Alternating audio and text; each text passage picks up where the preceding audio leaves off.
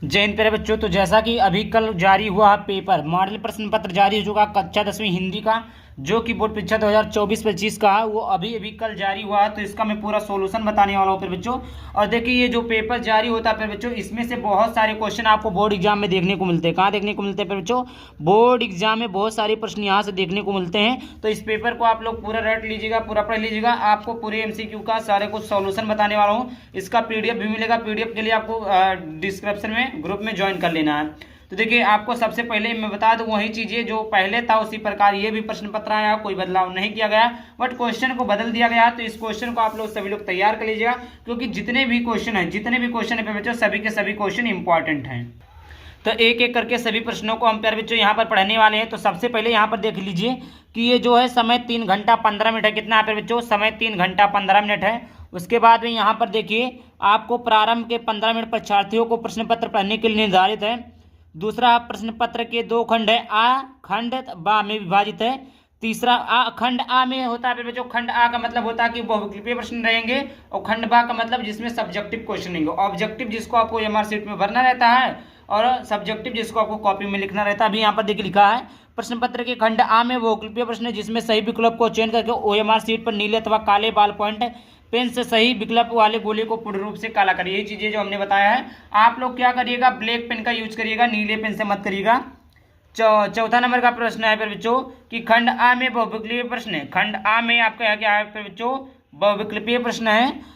हेतु प्रत्येक प्रश्न के लिए 0 अंक निर्धारित है। मतलब जो भी बहुविकल्पीय प्रश्न है, यहाँ पर देख लीजिए, जैसे ये आपका बहुविकल्पीय प्रश्न पहला है, तो बाबू गुलाब राव किस युग के लेखक है, तो इसका 1 अंक निर्धारित है। इसी प्रकार बताया गया है।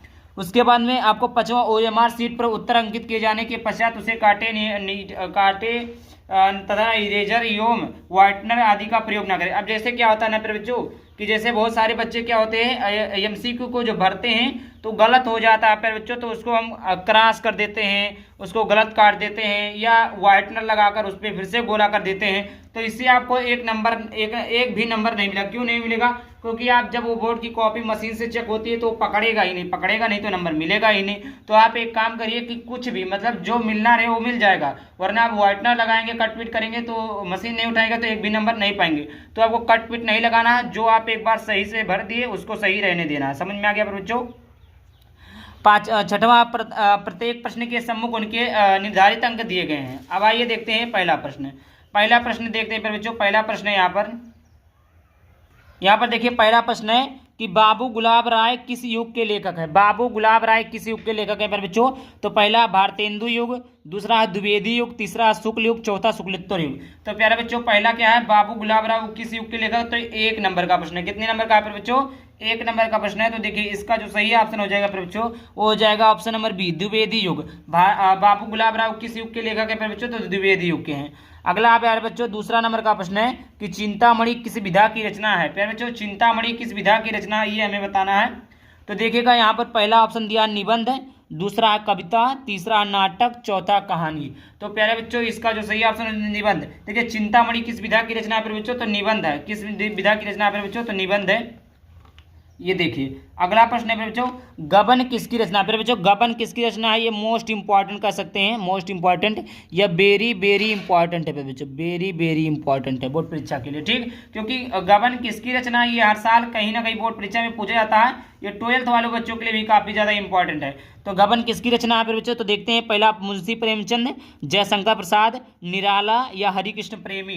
तो प्यारे बच्चों, गबन किसकी रचना है बच्चों? तो वह मुंशी प्रेमचंद की। किसकी है बच्चों? मुंशी प्रेमचंद की है। आगे बात करते हैं बच्चों, अगला है, ये भी आपका इंपॉर्टेंट है, शुक्ल युग की समयावधि। देखिए, समयावधि, आधुनिक काल की समयावधि, शुक्ल युग की समयावधि, ये आप लोग याद कर लीजिएगा, क्योंकि ये बहुत ही ज्यादा इंपॉर्टेंट है।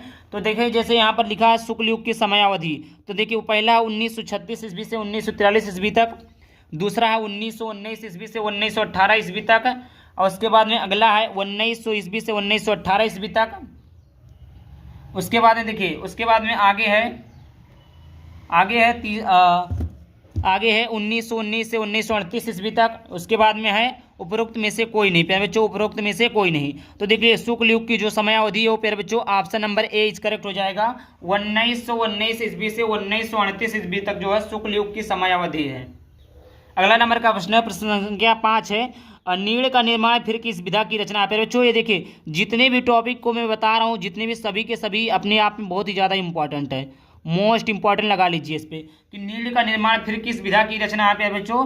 तो यहाँ पर देखिए, पहला आपका है जीवनी, दूसरा आत्मकथा, तीसरा साक्षात्कार या भेंटवार्ता, चौथा क्या बच्चों रेखा चित्र। पर बच्चों इसका जो सही ऑप्शन हो जाएगा फिर बच्चों वो हो जाएगा option number B is correct हो जाएगा। नीड़ का निर्माण फिर किस विधा की रचना है बच्चों, तो वो आत्मकथा है। क्या है बच्चों, आत्मकथा है। उसके बाद में देखिए 6वें नंबर का प्रश्न है बच्चों कि प्रिय प्रवास किस विधा की रचना है। प्रिय प्रवास किस विधा की रचना है। तो पहला है बच्चों द्विवेदी युग, क्या है बच्चों द्विवेदी युग है। दूसरा आपका है बच्चों क्या है बच्चों भारतेंदु युग है, भारतेंदु युग है। तीसरा आपका प्रगतिवादी युग है और चौथा आपका छायावादी युग है। क्या है बच्चों, छायावादी युग है। पहला क्या है बच्चों द्विवेदी युग है, भारतेंदु युग है, प्रगतिवादी युग है और छायावादी युग है। तो देखिए फिर बच्चों इसका जो सही ऑप्शन हो जाएगा वो हो जाएगा प्रिय प्रवास का जो शुक्ल युग, प्रिय प्रवास किस युग की रचना है बच्चों, तो इसका सही option option number A Dwivedi युग। प्रिय प्रवास किस युग की रचना है बच्चों, तो द्विवेदी युग की है। आगे बात करते हैं बच्चों, अगला प्रश्न आ चुका है 7वें नंबर का प्रश्न कि मधुशाला किसकी रचना है। बच्चों मधुशाला किसकी रचना है। तो रामधारी सिंह दिनकर है, या आपका हरिओत जी हैं, या हरिवंश राय बच्चन जी हैं, या सुमित्रा नंदन पंत है। तो फिर बच्चों रामधारी सिंह दिनकर किसकी रचना है, मधुशाला किसकी रचना है, रामधारी सिंह दिनकर की है। आई होप इतना क्लियर हो गया बच्चों। एक क्वेश्चन आप लोगों के लिए रामबाण साबित होने वाला। अगला है प्रश्न संख्या 8 है कि भारत भारती किसकी रचना है। फिर बच्चों भारत भारती किसकी रचना है। तो यहाँ पर देखिए, पहला है सियाराम गुप्त, दूसरा है मैथिली शरण गुप्त, तीसरा है जयशंकर प्रसाद और चौथा है महादेवी वर्मा। तो इसका भी प्यारे बच्चों जो सही ऑप्शन सटीक आंसर हो जाएगा वो हो जाएगा प्यारे बच्चों भारत भारती की रचना है प्यारे बच्चों। तो इसका सही ऑप्शन हो जाएगा option number B Maithili Sharan Gupt की रचना है। भारत भारती किसकी रचना है प्यारे बच्चों, तो मैथिली शरण गुप्त की रचना है। आइए देखते हैं अगला क्वेश्चन। अगला देखिए प्रश्न संख्या 9 है आधुनिक काल कब से कब तक माना जाता है। फिर बच्चों आधुनिक काल कब से कब तक माना जाता है, और अभी ही मैंने बताया कि जितने भी आपके आधुनिक काल, वीरगाथा काल, रीति काल और एक है आधुनिक काल हो गया, रीति काल हो गया, वीरगाथा काल हो गया। यहाँ पर एक काल हमने कोई और बताया था, यहाँ पर हाँ शुक्ल युग की समयावधि। ये चारों के चारों मोस्ट इंपॉर्टेंट है जो कि हर साल बोर्ड परीक्षा में कहीं ना कहीं आपके लिए पूछा जाता है। तो आधुनिक काल कब से कब तक माना जाता है, तो 1843 ईस्वी से अब तक, 1643 ईस्वी से 1843 ईस्वी तक, 1918 से 1936 ईस्वी तक, 1936 से 1943 तक। तो प्यारे बच्चों आधुनिक मतलब होता है आज, तो जहाँ आज मतलब हो क्या हो गया अब, तो जहाँ पर भी लिखा रहे अब तक वही ऑप्शन सही हो जाएगा। तो 1843 ईस्वी से अब तक ये ऑप्शन नंबर सही है। आगे बात करते हैं 10वें नंबर का प्रश्न है बच्चों मतीराम किस युग के कवि हैं। मतीराम बाबू किस युग के कवि हैं, तो पहला आधुनिक काल के हैं, आदि काल के हैं, भक्ति काल के हैं, रीति काल के हैं। तो प्यारे बच्चों मतीराम किस युग के लेखक है प्यारे बच्चों, तो वो हैं आपके रीति काल के। किस युग के हैं लेखक प्यारे बच्चों, रीति काल के लेखक है। भक्ति काल के कौन थे, सूरदास जी थे, कृष्ण भक्ति शाखा के कवि थे सूरदास जी। और हास रस का फिर बच्चों देखिए आपका जो हाई स्कूल में रस आता है, दो ही रस आता है, हास आता है और क्या आता है, करुण रस आता है। उन्हीं दोनों का स्थायी भाव पूछ लेता है। तो यहाँ पर देखिए हास रस का स्थायी भाव शोक होता है कि रति होता है कि हास होता है कि निर्वेद होता है। फिर बच्चों देखिए हास रस का स्थायी भाव जो होता है वो हास होता है। क्या होता है फिर बच्चों, हास होता है। चलिए आगे बात करते हैं अगले नंबर के प्रश्न की तरफ। प्रश्न संख्या 12 है कि सोहत ओढ़े पीत पट श्याम सलोने गात मनो नीलमल शैल पर अतयप प्रायो प्रभात। यहाँ पर प्रकाश रहेगा, सही है। उपयुक्त पंक्ति में से कौन सा अलंकार है, तो उपमा अलंकार है कि उत्प्रेक्षा अलंकार है कि रूपक अलंकार है कि श्लेष अलंकार है। फिर बच्चों तो देखिए इसका जो सही ऑप्शन हो जाएगा फिर बच्चों वो हो जाएगा ऑप्शन नंबर बी उत्प्रेक्षा अलंकार है। प्रश्न संख्या 13 है कि रोला छंद में कुल कितने चरण होते हैं। पहले बच्चों रोला छंद में कुल कितने चरण होते हैं, तो पहला दिया हुआ 3 होते हैं, 2 होते हैं, 4 होते हैं कि 5 होते हैं। पर बच्चों तो देखिए रोला छंद में कुल कितने चरण होते हैं पर बच्चों, तो वो होते हैं 4 चरण होते हैं। क्या होते हैं, 4 चरण होते हैं। देखिए प्रश्न संख्या 14 है कि आकर्षण शब्द में किस उपसर्ग का प्रयोग किया गया। आकर्षण शब्द में किस उपसर्ग का प्रयोग किया गया, तो पहला बी मान अक आ। तो देखिए जो पहले होता है, जो पहले शब्द जुड़ा होता है वही आपका उपसर्ग होता है। तो यहाँ पर पहले क्या जुड़ा, आ पर मतलब बड़ा आ जुड़ा, तो बड़ा कहाँ पर है, यहाँ पर है। तो इसी प्रकार ऑप्शन नंबर डी करेक्ट हो जाएगा। आगे बात करते हैं प्यारे बच्चों अगला प्रश्न है प्रश्न संख्या 15 है कि रचना के आधार पर वाक्य के कितने भेद होते हैं। फिर बच्चों रचना के आधार पर वाक्य कितने भेद होते हैं। पहला 2 भेद होते हैं, 5 भेद होते हैं, कि 6 भेद होते हैं, कि 3 भेद होते हैं। पर बच्चों तो देखिए रचना के आधार पर कितने भेद होते हैं। पर बच्चों 3 भेद होते हैं। कितने भेद होते हैं। पर बच्चों 3 भेद होते हैं। चलिए आगे बात करते हैं। 16 नंबर का प्रश्न है कि पीताम्बर में कौन सा समास है। पीताम्बर में कौन सा समास है। पर बच्चों तो पीला है जिसका अंबर। कर्मधारय समास है कि द्वंद्व समास है, तो बहुब्रीहि समास है, तत्पुरुष समास है। तो द्वंद्व समास में योजक चिन्ह लगा रहता है, तत्पुरुष समास में उसका क्या होता है, संधिविच्छेद होता है। बहुब्रीहि समास हो जाएगा। Option number C is correct हो जाएगा। और ये जो होता है दूसरों की विशेषता बताता है। अगला है प्रश्न संख्या 17 है, आंसू का तत्सम रूप है। आंसू का तत्सम रूप क्या है। अश्रु है कि अंशु है कि त्रोना है कि आंख है। तो आंसू एक प्यारे बच्चों तत्सम रूप, मतलब आंसू क्या है बच्चों, ये आपका हिंदी वर्ड है, तो हिंदी इसका संस्कृत हो जाएगा आंसू। तत्सम का मतलब होता है प्यारे बच्चों तत्सम। तत्सम का मतलब होता है प्यारे बच्चों संस्कृत। तत्सम का मतलब क्या होता है, संस्कृत शब्द। और तद्भव का मतलब होता है तद्भव। तद्भव का मतलब होता है प्यारे बच्चों हिंदी। तद्भव का मतलब क्या होता है प्यारे बच्चों, हिंदी। क्या होता है, हिंदी। आगे बात करते हैं प्रश्न संख्या 18 है बच्चों कि कृतवाच्य में किसकी प्रधानता होती है। कृतवाच्य में किसकी प्रधानता होती है। तो पहला कर्ता की प्रधानता, क्रम की प्रधानता, भाव की प्रधानता, या होता है इनमें से कोई नहीं। तो कृतवाच्य में प्यारे बच्चों वो होता है प्यारे बच्चों, ये होता है आपका सी भाव की प्रधानता। प्रश्न संख्या 19, प्रश्न संख्या 19 की तरफ बढ़ते हैं। प्रश्न संख्या 19 लिखा हुआ है कि ताव्य शब्द में वचन एवं विभक्ति है।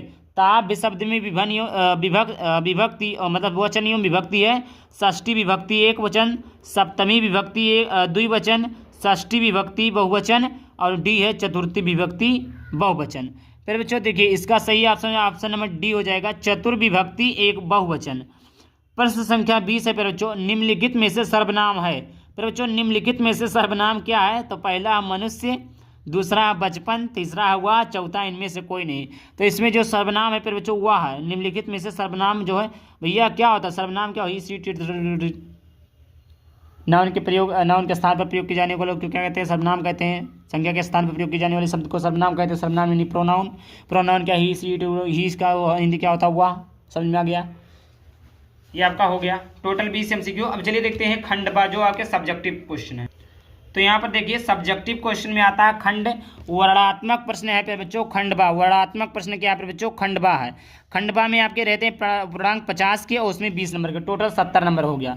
अब यहाँ पर देखते हैं वर्णात्मक प्रश्न में प्रश्न संख्या पहला है कि निम्नलिखित गद्यांश पर आधारित 3 प्रश्नों का उत्तर दीजिए। पर बच्चों यहाँ पर 3 प्रश्नों का उत्तर देना है। जैसे यहाँ पर देखिए एक प्रश्न कितने नंबर का, 2 नंबर का, 3 प्रश्न रहे तो 3 दूनी कितना हो गया, 6 नंबर का गद्यांश पूछा जाता है। अब बात करते हैं गद्यांश में 2 रहता है। देखिए पहला गद्यांश, दूसरा गद्यांश। अब ये गद्यांश करिए तो भी 6 नंबर मिलेगा, ये गद्यांश करिए तो भी 6 नंबर मिलेगा। जो आपको आता वही करिए, ऐसा नहीं कि इसको भी कर दें इसको भी कर दे तो 6 दूना 12 मिल जाएगा। आपको नंबरवा नहीं पेबू कुल नंबरवा करिए, समझ में आएगा। तो अथवा का मतलब हुआ का है, अथवा का मतलब क्या होता है, कोई एक, कोई अथवा का मतलब होता है प्यारे बच्चों कोई एक, मतलब ये वाला करिए या एक करिए, दोनों में से कोई एक करिए। अथवा का मतलब यही होता है। तो पहला ये चीज़ें दी हुई है या कोई बात नहीं है। तो पहला प्रश्न है उपयुक्त गद्यांश का संदर्भ लिखिए। तो गद्यांश का संदर्भ आपको इसी में पढ़कर लिखना। किस चैप्टर से लिया गया है, यहाँ पर देखिए कुछ मिल रहा होगा मित्रता। तो किस चैप्टर से, मित्रता। लेखक कौन है, आचार्य रामचंद्र शुक्ल। तो आप कैसे पढ़ेंगे कि कैसे संदर्भ लिखेंगे, प्रस्तुत गद्यांश हमारी पाठ्यपुस्तक हिंदी गद्य खंड में संकलित आचार्य रामचंद्र शुक्ल नामक पाठ से रचित मित्रता नामक पाठ से लिया गया है। इस प्रकार लिख सकते हैं। या आपको गद्यांश बिल्कुल भी सॉल्व करना नहीं आता तो गद्यांश कैसे हल करें, इसको ऊपर भी हमने वीडियो बना दिया पूरी डिटेल, तो आप लोग देख लीजिएगा। दूसरा गद्यांश की रेखांकित अंश की व्याख्या, लेखक के अनुसार समाज में विभिन्नता देखकर लोग एक दूसरे की ओर क्यों आकर्षित होते हैं। फिर बच्चों इस गद्यांश को मैंने सॉल्व भी करवाया है, आप लोग सॉल्व इस पर लिखिएगा, यूट्यूब पर सर्च करिएगा गद्यांश कैसे हल करें बाई अनमोल एकेडमी 33। आप लिखेंगे गद्यांश कैसे हल करें और लिख दीजिएगा बाई अनमोल